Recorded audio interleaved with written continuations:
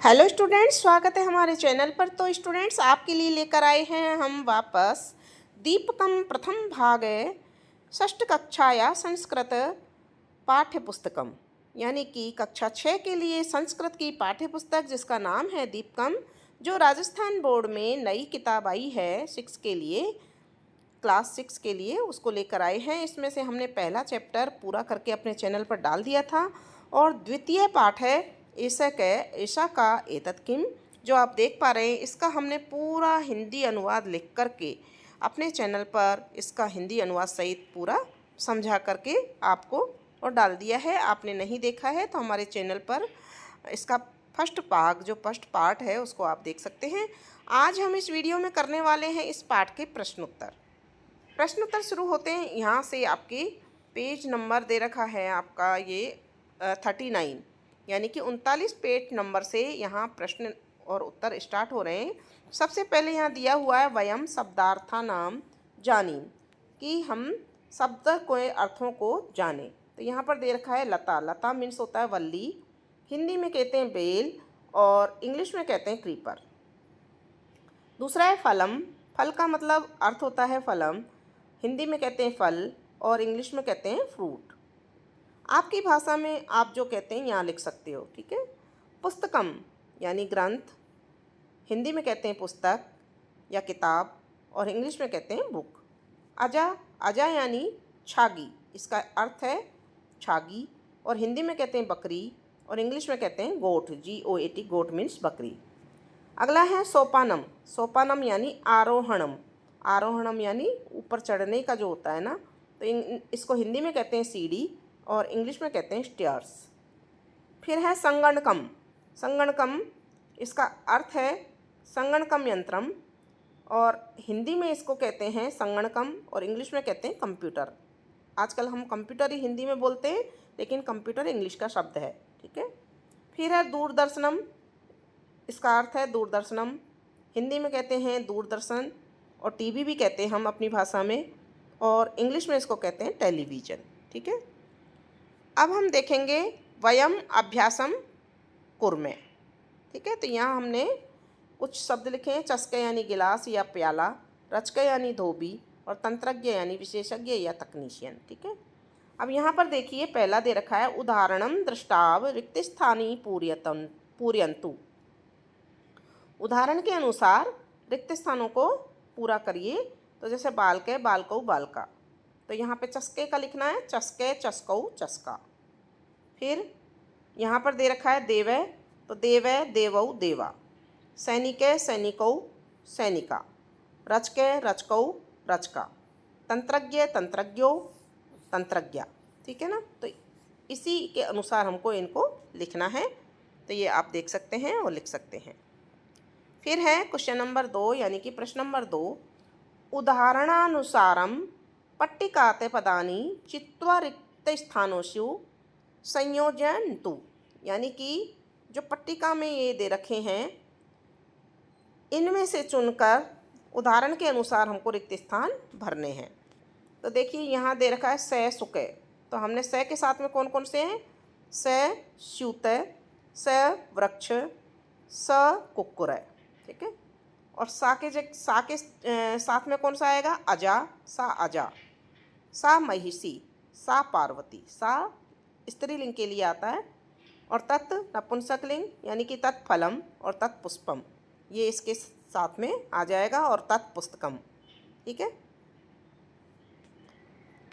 अब देखते हैं प्रश्न नंबर 3, चित्राणि दृष्ट्वा संस्कृत पदानि लिखन्तु। चित्रों को देख करके संस्कृत पद में उनके शब्द लिखने हैं। तो यहाँ पर चित्र दिया हुआ है पुस्तका, तो पुस्तकम लिख दिया। यहाँ बालक, 2 बालक हैं, तो बालकऊ, 2 बालक के लिए बालकऊ लिखते हैं।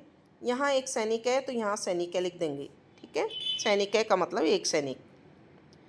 फिर है यहाँ खिड़की का चित्र दिया हुआ है, इसको संस्कृत में कहते हैं वातायनम। यहाँ एक लड़की गा रही है, इसको कहते हैं गायिका। और ये त्रिशूल है, तो इसको एक त्रिशूल यानी त्रिशूल है।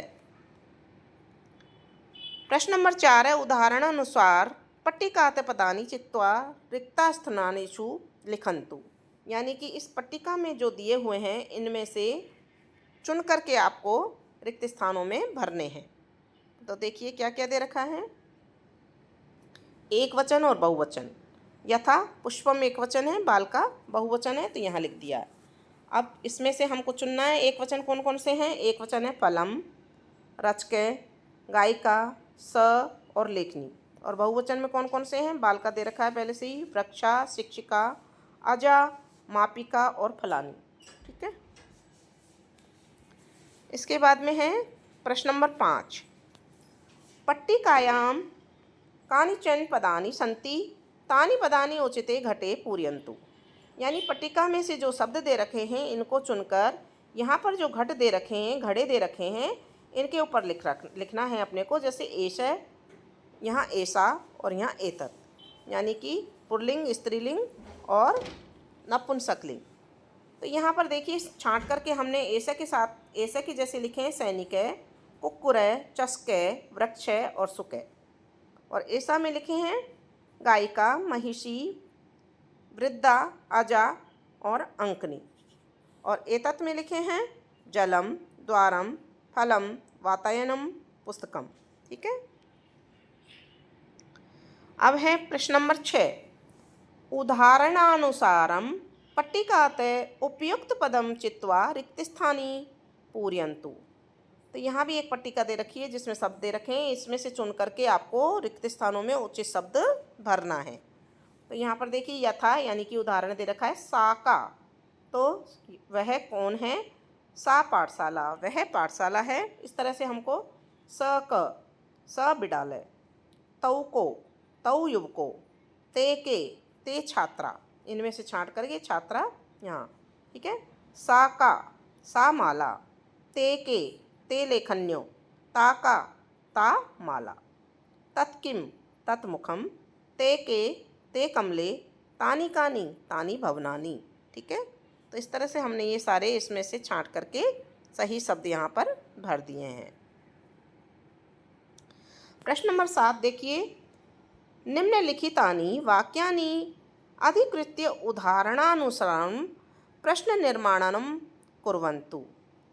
कि जो जैसे उदाहरण दे रखा है स गजे, तो क्वेश्चन बनाना है, इसका प्रश्न बनाना है। प्रश्न निर्माण यानी कि प्रश्न निर्माण आपको करना है और लिखना है। अब यहाँ दे रखा है स गज, तो स क यानी कि वह हाथी है, और प्रश्न बनाए वह कौन है। इसी तरह से पहला है स बालके, तो हम लिखेंगे स के। दूसरा है सा लता, तो सा का, वह कौन है, स्त्रीलिंग के लिए। ठीक है। सा नदी, इसका प्रश्न बनेगा सा का। तत्फलम, तत्किम, सवृक्ष, स क। तो इस तरह से हम इनका प्रश्न निर्माण कर देंगे। क्वेश्चन नंबर 8 है, परस्परम संबदानी पदानी संयोजन्तु रिक्तस्थानेषु पूरयन्तु च। यानी कि संयोजन करना है हमको, पहले मिलान करना है सही शब्द से और फिर इनको हमको लिखना है रिक्त स्थान में। जैसे कमलम को मिलाया है विकसति, और यहाँ लिख दिया कमल, कमलम विकसति। दूसरा है लेखक लिखती, तो लेखक लिखती यहाँ लिख देंगे।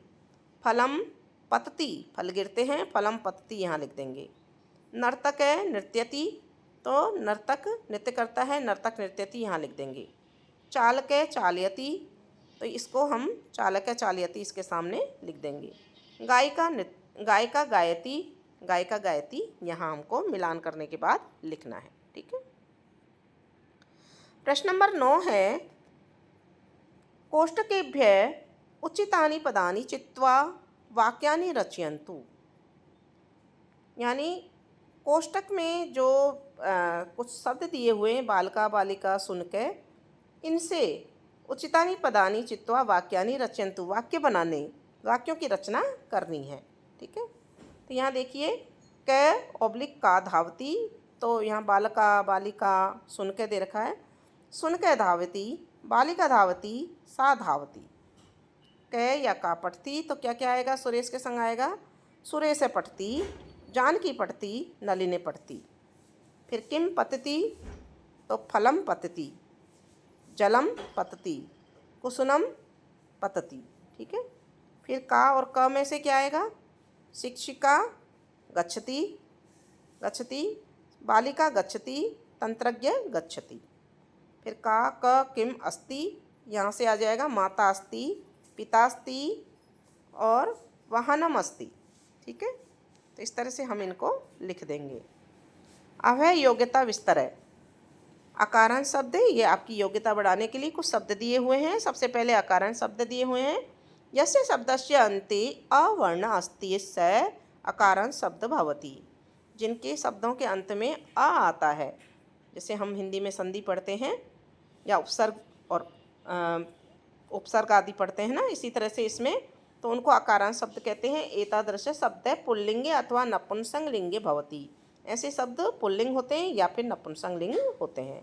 यथा बालक प्लस बालक, हस्त प्लस हस्त, अज प्लस अज, फल प्लस फल, ज्ञान प्लस ज्ञान, ग्रह प्लस ग्रह। ठीक है, ये आपको समझने के लिए। फिर है आकारांत शब्द। यस्य शब्दस्य अन्ते आवर्ण, उसमें अवर्ण आया था अंत में, इसमें आवर्ण आता है। अस्ति स आकारांत शब्द भवति, यानी स्त्रीलिंग शब्द ज़्यादातर होते हैं ये। एतादृश शब्द प्रायशः स्त्रीलिंगे भवति, ऐसे शब्द प्राय स्त्रीलिंग होते हैं। यथा बालिका, बालिका प्लस आ बालिका, रम प्लस आ रमा, लत प्लस आ लता। ठीक है, इसके बाद दे रखें इकारांत शब्द है। यस्य शब्दस्य अन्ते ई वर्ण अस्ति स इकारांत शब्द भवति। जिन शब्दों के अंत में ई वर्ण आता है वो इकारांत शब्द कहलाते हैं। इकारांत शब्द प्रायशः स्त्रीलिंगे भवति। इकारांत शब्द जो होते हैं वो भी प्राय कैसे होते हैं, स्त्रीलिंग होते हैं। यथा नद प्लस ई नदी, लेखन प्लस ई लेखनी, घट प्लस ई घटी। ठीक है ना। अब देखिए तत् एतत् किम, ये दे रखे हैं, इनको भी पढ़ के देखना है आपको।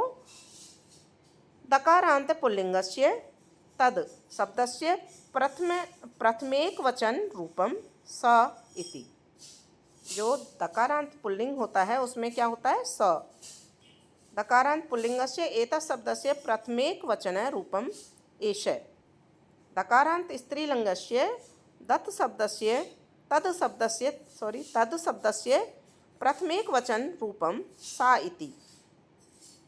दकारांत स्त्रीलिंगस्य एतद् शब्दस्य प्रथमेक वचन रूपम एषा इति। और दकारांत में नपुंसकलिंगस्य तद् शब्दस्य प्रथमेक वचन रूपम तत् इति, तद होता है। ठीक है, तत्।